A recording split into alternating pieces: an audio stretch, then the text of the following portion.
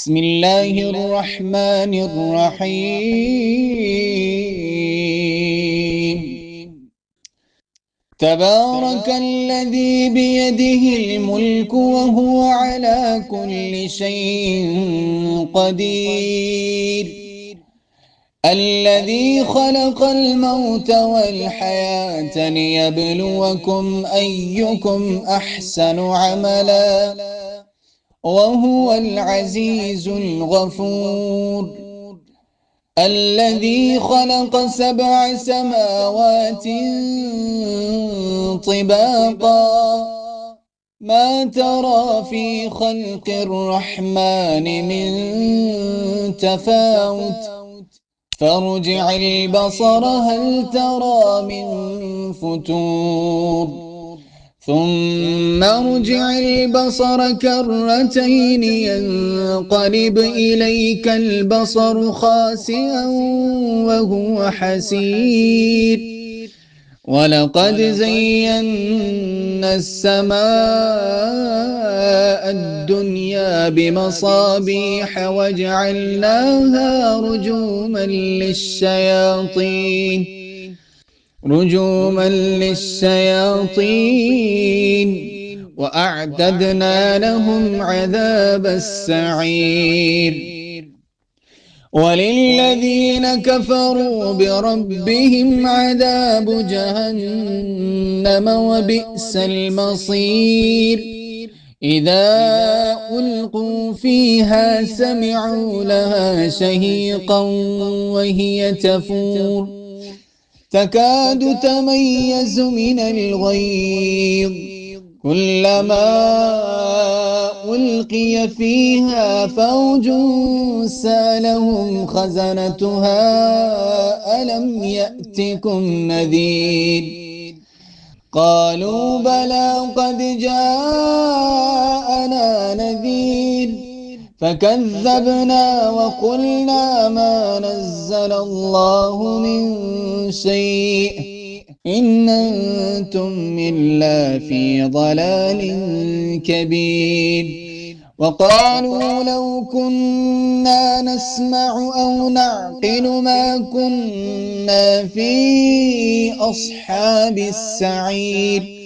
فاعترفوا بذنبهم فسحقا لأصحاب السعير. إن الذين يخشون ربهم بالغيب لهم مغفرة وأجر كبير، وأسروا قولكم أو اجهروا به إنه عليم بذات الصدور، ألا يعلم من خلق وهو اللطيف الخبير. هو الذي جعل لكم الأرض ذلولا فامشوا في مناكبها وكلوا من رزقه وإليه النشور، أأمنتم من في السماء أن يخسف بكم الأرض فإذا هي تمور، أم أمنتم من في السماء أن يرسل عليكم حاصبا فستعلمون كيف نذير. ولقد كذب الذين من قبلهم فكيف كان نكير.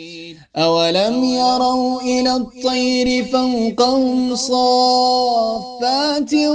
ويقبضن ما يمسكهن إلا الرحمن